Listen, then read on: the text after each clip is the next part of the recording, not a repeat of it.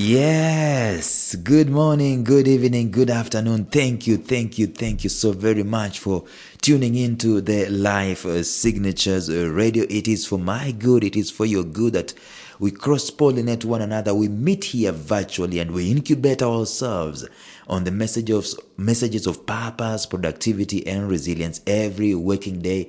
By God's given grace, we're able to do this. This podcast covers those three topics, and we are in the middle of a series where we're talking about work. One of the longest series I'm gonna do is about work. It is important, very extremely important. We've already looked at how work is exemplified, 5 ways in which work is exemplified, and we ended that, and now we're continuing to talk about some elements of work. And yesterday we started talking about work being a blessing and work being a spiritual thing. And today I want us to go ahead and continue in that vein, but demystify the idea of joblessness. So stay tuned.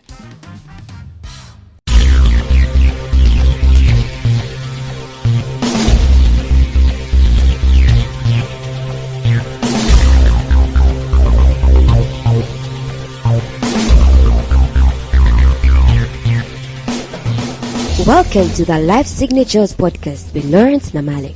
Lawrence is a life coach, author, and keynote speaker who loves to tackle different topics on purpose, productivity, and resilience. His mission in life is to awaken all your boundless possibilities available in you.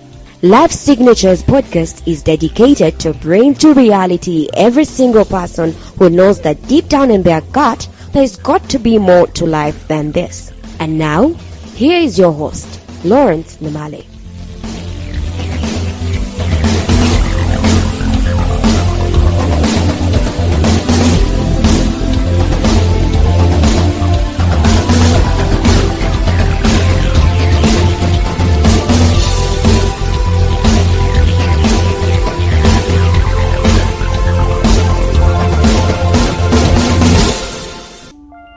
So, let me ask you this question, ladies and gentlemen. If at all someone asked you to differentiate between work and a job, what are you going to say? I think if you wanted to get a very succinct definition or distinction between the two, you need to go to YouTube and Google Miles Monroe on work. He gives it very well. Talks about work being something that you can not be fired from, work being something that you are born to do, work being something that brings you ultimate fulfillment, work being something that you do not retire from, work being something that you are actually called to do, and a job being something that you can be fired from, being something that you do from 8 to 5, being something that you can retire from, being something that can stop. Your work doesn't stop, your job can end, your work can't, and so on and so forth. So we started talking about work yesterday being one of the most spiritually connected aspects. It's a spiritual thing itself. Work itself is a spiritual thing. Because you are a human, and your humanness is not the flesh and the blood. Your humanness is your essence. Your essence is spirit. And the things you do are spiritual things. This is not religion. You should hear me very carefully, because I submit to you that even the irreligious are spiritual in the work that they are doing. Work is a very spiritual thing. I can tell you the thing that Steve Jobs was doing, even though Steve Jobs said he doesn't know God, doesn't believe God exists, his work was absolutely spiritual. I know this is going to be controversial. I know it's going to be controversial. Work is a human thing. And humans are spiritual beings. We all are spiritual beings. We're not just flesh blood. We are all spiritual beings. And therefore everything we do is connected to the spirit. Every passion we have, even the football you see guys play, it's a spiritual thing. The being of the human is the spirit, is the essence of the spirit of the human. So work is not, people normally think that worship, singing songs, going to church, praying and fasting are the only spiritual things. And they look at work. That's why there's a very bad testimony against Christians at work. You know why? Because Christians do not think that work is spiritual. And that's why the people in the world, let me use that word, use that phrase, people in the world, they do not want to hire Christians.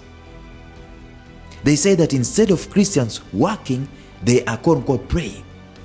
They are fasting. They are singing songs every early morning, making a nuisance in the office. And they don't want to work. They say, I'd rather recruit someone who doesn't know God.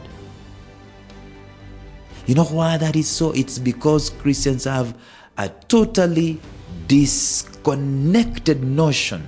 Okay, let me not generalize.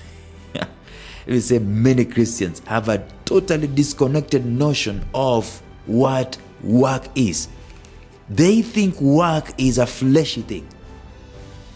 They think work is not a spiritual thing. No wonder they don't approach it with the seriousness it deserves. If we only approached our work the way we approached fasting and the way we approached prayer, this world in the Christian circles will be revolutionized. And I know we have these ministries, we call them marketplace ministries. And the essence of a marketplace ministry is to first of all make sure that you understand that work is a spiritual thing. Period. As spiritual as prayer, as spiritual as fasting, as spiritual as singing songs, as spiritual as speaking in tongues. Work is that seriously spiritual. So once that one has been put out of the way, let me continue and talk about this. There are things to do that everyone can engage in, even those people who are calling themselves jobless. And let's just go there. These things that you can do, these things that I've said that they are spiritual, they can make you productive in one way or another, such as giving you mental toughness, being engaged, growing, and so on. But that thing might not give you what you're looking for. You know what you're looking for? You're looking for money at the end of the month, which you need. I know. This world operates on currency. I know. I'm totally aware about that. They could be improving. These things you're doing, they could be improving your skills. Actually, you could be meeting people you've never met before and doing synergies and collaborations with one another, creating ideas because you are quote unquote working, you're not on a job. That's why I'm speaking to you once you've left school and you're calling yourself jobless. Please stop it. Stop it. Yes, I know you need to earn. I know you need to earn.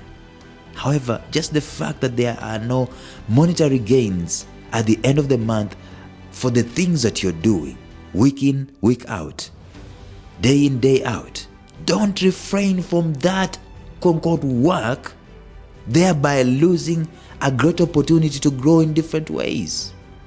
Who say that work should be equal to monetary gain? Who gave us that definition? That's where we go wrong. If we could just venture, that growth that we get would have added some kind of pedigree to us and given us a better opportunity when the so-called job opening comes up, because we have stayed ahead of the rest. Actually, by the way, you'd rather be in the dance floor doing something than sitting back and waiting because you are quote-unquote jobless. Because if you knew that work was spiritual, you will not sit back. You will be engaged in it. You will be serious about it. Work is a major blessing for the human being because it allows a human being to be in charge. We talked about this. It allows you to be in charge. That's it. Anytime you are not working, you are actually not in charge. And working is like sweeping the streets. It is like washing someone's car. It is like sweeping the compound, picking dust and whatever it is. It is like taking care of children, going in the community and setting up some lights and clearing some trenches. Don't tell me there is no work to do even after school. When you are doing that stuff, my friend, you are being in charge. The spiritual realm looks at you at a totally different arena, a bigger pedestal, a higher level of respect to you than someone who is sitting at home waiting for newspapers to announce for jobs. And I've already offered, like a broken record, you do not need a job to work. Work is all over the place. You can find work to do concerning your body. You can find work to do concerning your spirit. You can find work to do concerning your relationships, concerning your community. Talked about that, concerning your room where you live. Or even if it doesn't matter how small that room is. I mean, you get the point. However, when you are not engaged in any way, you are missing so much on the blessing of being a human being. That is why, by all means, you and I must learn to fight distractions that come to take our eyes and then our hearts and then our heads and finally our hands out of work. It's important. And I spent a little time in bed some time back, just scrolling through social media, and in just an hour, I felt like a total wreck. I cried out in prayer, like saying, Lord, if this goes on, the bottom will fall off and I'll lose control if I don't work. And I felt totally useless, as if my life was wasting away, rotting from the inside. Why? Because I was out of control. I was not in charge. I felt like my life was being run by other things and someone else, maybe even overrun by events. And in such moments, that's when you start getting bad news about this not going on and so on and so forth. By all means, you ought to work. You ought to engage yourself, your mind, your heart, your hands in anything meaningful, even though there is no reward. Repeat the process tomorrow and then the day after. Rule over yourself. And this is how you realize just how alive you can be, just how in charge you can be. And that's when you realize how many ideas start coming to you, how many ideas you can be able to generate. And that's when you realize how much potential you have. And that's when you realize how much creativity is out there just on a reserve.